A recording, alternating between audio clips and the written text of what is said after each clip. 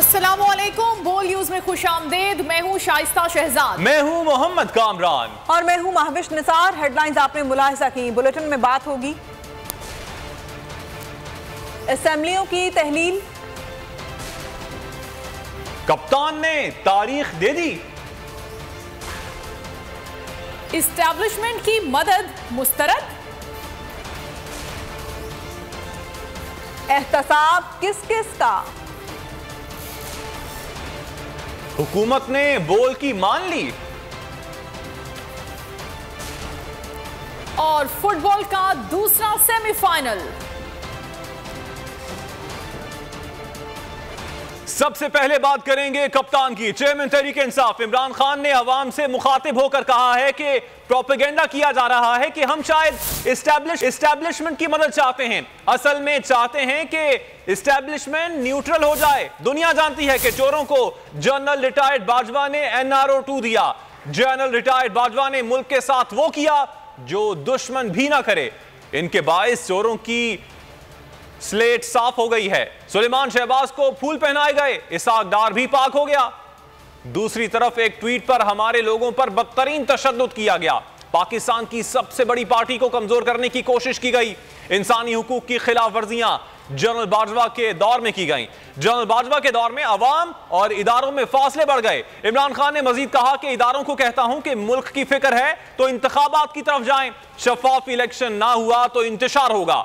17 साल बाद बेहतर होती मईशत को यह जमीन पर ले आए। मुल्क डिफॉल्ट कर गया तो सबसे पहले नेशनल सिक्योरिटी मुतासिर होगी। कोई इदारा जजीरा नहीं है कि मुल्क डूबेगा और वो बच जाएगा। सारा पाकिस्तान जानता है कि जनरल बाजवा ने NRO 2 दिया। जनरल बाजवा ने वो पाकिस्तान से किया जो दुश्मन ना कर सके। अब ये जनाब जनरल बाजवा की बदौलत इनकी स्लेट साफ होगी कि सलमान शहबाज वापस आता है, हार पहनाए जाते हैं उसको, इसाक डार भी साफ हो गया। एक ट्वीट के ऊपर ये इसकी इतनी बड़ी सजा थी। लेकिन क्या ये एक महज़ब माशरे में, एक डेमोक्रेटिक माशरे में होता है? ये तो डिक्टेटरशिप में भी इतना बुरे हालात नहीं थे जिस तरह की उन्होंने हमारे साथ सख्तियां की। एक वो पार्टी जो कि पाकिस्तान की फेडरल पार्टी है, एक नेशनल लेवल की पार्टी है, हमें कमज़ोर करने की कोशिश की। जनरल बाजवा के दौर के अंदर फासला अवाम और एस्टेब्लिशमेंट के बीच में फासले बढ़ गए। ये एक तासुर दिया जा रहा है कि जनाब हम चाहते हैं कि मुल्क की एस्टेब्लिशमेंट हमारी मदद करे। मैं बिल्कुल किसी से कोई मदद नहीं मांग रहा। मैं कतई तौर पे ये नहीं कह रहा कि एस्टेब्लिशमेंट हमारी मदद करे। मैं ये चाह रहा हूँ कि एस्टेब्लिशमेंट न्यूट्रल हो। मैं इसलिए चाह रहा हूँ एस्टेब्लिशमेंट हो कि एस्टेब्लिशमेंट का वकार ऊपर जाए। लेकिन अगर इस मुल्क के अंदर साफ और शफाफ इलेक्शन ना हुए, मैं बड़े इज्जत से अपने इदारों को मैं आपको ये बताना चाहता हूँ कि अगर आपको मुल्क की फ़िक्र है तो खुदा के वास्ते इस मुल्क को साफ और शफाफ इलेक्शन की तरफ लेके जाएं। तो अगर हमें तो सिर्फ इत्मीद ये है कि हमारे पास एक ऐसा हथियार है जिसकी वजह से कोई हमें हमला नहीं करेगा, लेकिन अगर मुल्क ही बैंकरप्ट हो गया तो जो लोगों ने हमें फिर वहाँ से बेल आउट करना है वो क्या कीमत मांगेंगे? हम सब जानते हैं वो क्या कीमत मांगेंगे। और मैं सारे पाकिस्तान के इदारों से आज बात कर रहा हूँ। मैं इसलिए पाकिस्तान के सारे इदारों से बात कर रहा हूँ कि ये जो होने जा रहा है ये आप सबको इफ़ेक्ट करेगा। कोई इदारा जजीरा नहीं है कि मुल्क नीचे जा रहा हो तो वो जजीरा बच जाएगा। असेंबलियां कब तहलील करनी है, आम ऐलान 17 दिसंबर को होगा। इमरान खान ने बता दिया, कहा PTI के अरकान असेंबली कौमी असेंबली जाकर स्पीकर को भी इस्तीफे मंजूर करने का कहेंगे। चोरों से मैच नहीं खेला जाता, इसलिए मुझे नाअहल करने की कोशिश में लगे हैं। चीफ इलेक्शन कमिश्नर का एक ही मिशन है कि किसी तरह मुझे नाअहल कर दे। जरदारी और नवाज शरीफ ने तोशाखाना में असल डाका मारा था। जरदारी ने 3 और नवाज शरीफ ने 1 गाड़ी निकाली थी। मैंने जो कुछ किया वो कानूनी और अखलाकी था। इमरान खान ने कहा सिर्फ तहरीक इंसाफ की फंडिंग शफाफ है। सुप्रीम कोर्ट ने तमाम पार्टियों की फंडिंग के केसेस सुनने का कहा था, लेकिन इलेक्शन कमीशन ने सिर्फ PTI को कटहरे में खड़ा किया। चीफ इलेक्शन कमिश्नर रोज हमारे खिलाफ नया फैसला करता है। सिंध का इलेक्शन कमिश्नर सिंध हुकूमत का मुलाजिम है। ये सारी मुशावरत कंप्लीट कर ली है। मैं इंशाल्लाह 17 तारीख को हमारी पार्टी की गैदरिंग हो रही है बड़ी लिबर्टी चौक के ऊपर, और इंशाल्लाह लिबर्टी चौक में मैं अपने खिताब के ऊपर अपनी कौम को डेट दूंगा जब हम 2 असेंबलीज, हमारी जो पख्तूनख्वा की असेंबली और हमारी जो पंजाब की असेंबली है, इसको हम डिसॉल्व करेंगे। इसमें से निकल के हम इलेक्शन अनाउंस करवाएंगे। हमारे जो 123 या गालिबन 125 नेशनल असेंबली के मेंबर्स हैं जो हमारे, इन्होंने अभी तक इस्तीफे कबूल नहीं किए, हम नेशनल असेंबली के अंदर जाके स्पीकर के सामने खड़े होकर कहेंगे कि हमारे इस्तीफे कबूल करो। ये चोर जो ऊपर बैठे हुए हैं, ये पूरी कोशिश कर रहे हैं कि किसी ना किसी तरह, मैच तो इनसे खेला नहीं जाता, किसी ना किसी तरह डिस्क्वालीफाई करें, केसेस करें, FIR करें। मेरे ऊपर 30 FIR हो चुकी है और मुझे कोई फिक्र नहीं। ये इंडिपेंडेंट इलेक्शन कमिश्नर नहीं है, हम सुप्रीम जुडिशल काउंसिल के पर केस लेके गए हुए हैं। इसका स्वाय इसके कि इसका 1 पॉइंट एजेंडा है कि इमरान खान को डिस्क्वालीफाई कैसे करना है। जिन्होंने तोशा खाना में डाका मारा है उसमें है नवाज शरीफ और आसिफ जरदारी। क्यों डाका मारा है? क्योंकि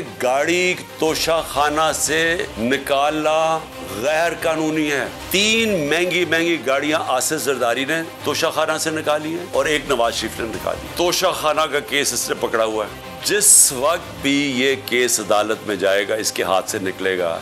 मैं आज राइटिंग में इस कौम को देता हूं, हर चीज इखलाकी तौर पे और कानूनी तौर पे इसमें जायज मैंने की है। और दूसरा, फॉरेन फंडिंग केस, जिस वक्त भी इसके ऊपर तहकीकात होंगी, ये वाजे हो जाएगा कि तहरीक इंसाफ वाहिद पार्टी है जिसने सही माने में पॉलिटिकल फंड रेजिंग की। सुप्रीम कोर्ट ने भी 2018 में कहा हुआ है इसको, इलेक्शन कमीशन को, फिर से हाई कोर्ट में भी कहा हुआ है कि जो फंडिंग केस हैं, तीनों पार्टीज, पीपल्स पार्टी, PMLN और तहरीक इंसाफ की इकट्ठी सुनी जाए। 4 साल हो गए हैं, तहरीक इंसाफ को कटहरे पे खड़ा किया हुआ है और इन 2 पार्टीज के केसेस नहीं सुनता। जो सिंध का इलेक्शन कमिश्नर है, ये सिंध गवर्नमेंट का मुलाजिम है। और बात करेंगे असेंबलियों की तहलील के हवाले से, तो पंजाब और खैबर पख्तूनख्वा असेंबलियां 23 दिसंबर को तहलील की जा सकती हैं। सियासी और मुआशी इस्तेहकाम के मिशन पर इमरान खान ने जमान पाक लाहौर में कई अहम मीटिंग्स भी की हैं।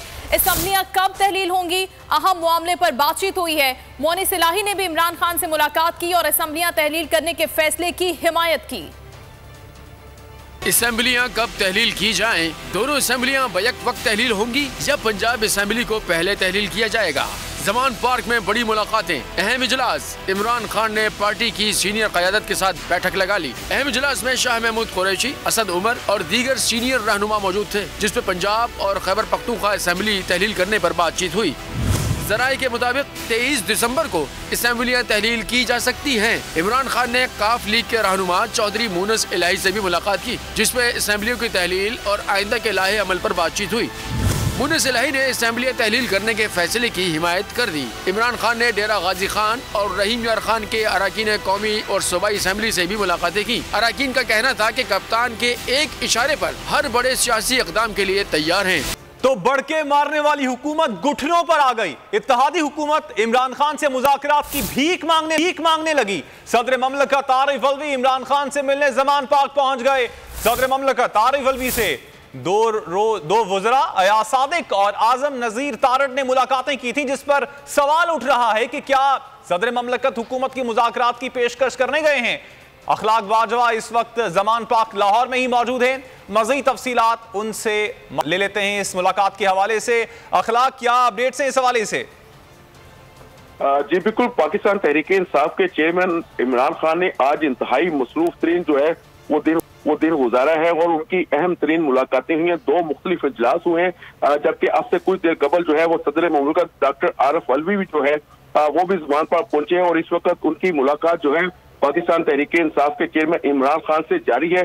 मुलाकात में जो आज सदर मुमलिकत से वफाकी वज़रा की मुलाकात हुई है, जिसमें जो है साबिक़ स्पीकर कौमी असम्बली सरदार याद सादक और मौजूदा वफाकी वज़ीर कानून जो है आज़म नज़ीर तारड़, उनकी मुलाकात हुई थी और मुलाकात के दरमियान जो बातचीत हुई है उस हवाले से वो जो अपने चेयरमैन इमरान खान हैं उनको आगाह कर रहे हैं और इस हवाले से जो है जो असम्बलियों की तहलील और दीगर जो मामला है उस हवाले से भी जो है मुशावरत की जाएगी। मुशावरत के बाद पाकिस्तान तहरीक इंसाफ के चेयरमैन इमरान खान जो है, जो कि पहले ही अपना ज़हन बना चुके हैं कि पंजाब असम्बली और KP की भी असम्बली जो है वो तहलील की जाएगी, उस हवाले से 17 दिसंबर को वो ऐलान भी करने जा रहे हैं। तो इस हवाले से वो काम करेंगे। आज की जो अहम तरीन जो फैसले हुए हैं पाकिस्तान तहरीक इंसाफ की सीनियर क़यादत की लीडरशिप के, उसमें जो है वो असम्बलियों की तहलील के हवाले से जो है वो तवील मुशावरत की गई और पाकिस्तान तहरीक इंसाफ जो है वो 23 दिसंबर को असम्बलियों की तहलील का आपने इस हवाले से अपडेट किया।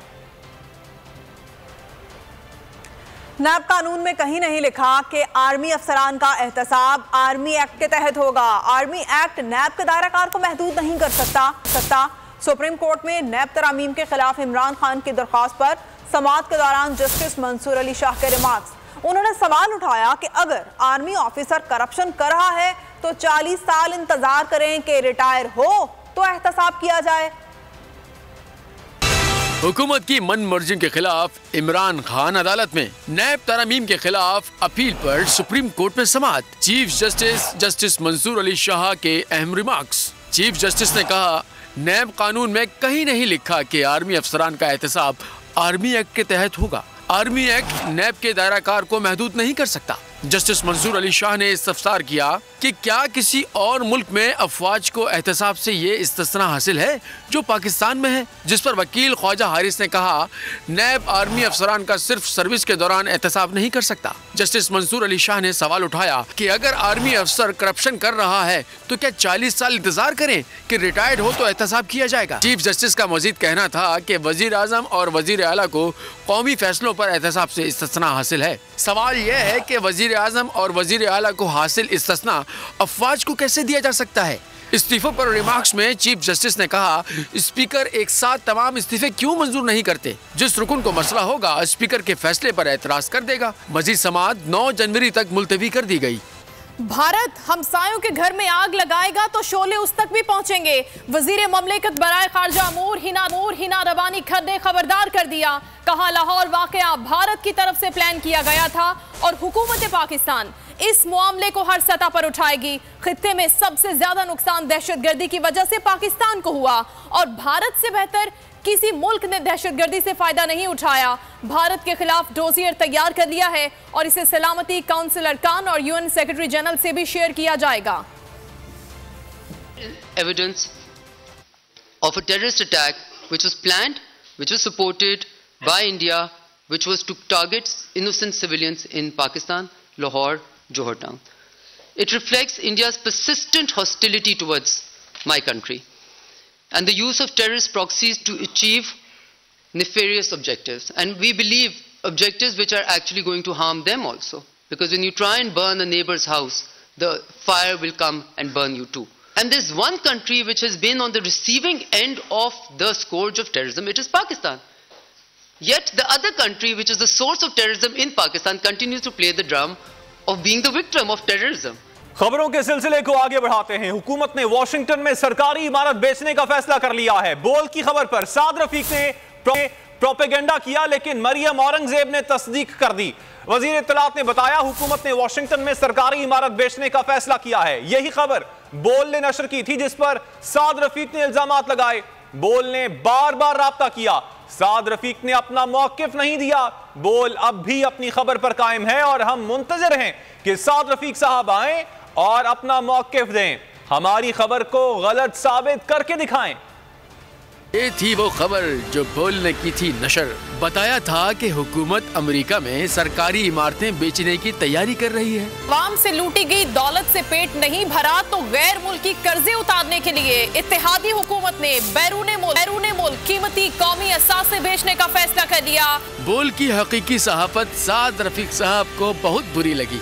उन्होंने ट्वीट किया और बोल पर संगीन इल्जामात लगाए, लेकिन सच अपनी खुसूसियत के साथ सीना तान कर खड़ा है। साद रफीक की अपनी पार्टी की वजीर इत्तलात ने ऐलान कर दिया कि हुकूमत ने वाशिंगटन में कायम सरकारी इमारत बेचने का फैसला किया है। ये इमारत फरोख्त नहीं की जाती तो हर माह $1 लाख अदा करना पड़ेंगे। वजीर इत्तलात ने तो वाशिंगटन में इमारत बेचने की इत्तला दे दी, लेकिन साद रफीक साहब की कोई इत्तला नहीं मिल रही।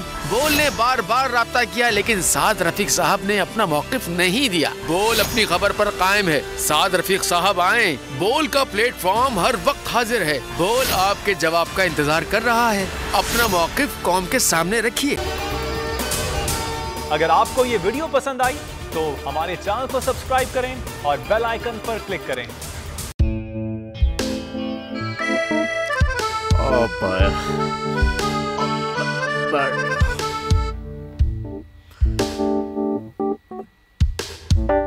इंतशार से निकलने का वाहिद हल इंतखाबात हैं। हकीकी आज़ादी मार्च आज रवा।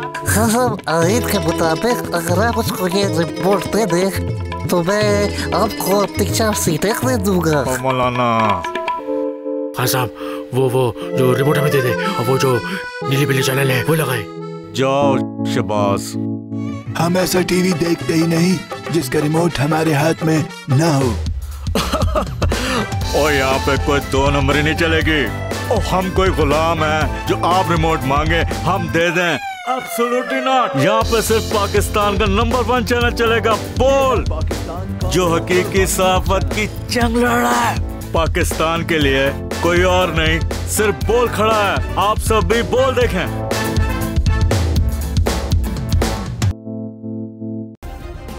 सब्सक्राइब करें और बेल दबाएं ताकि कोई खबर रह न जाए।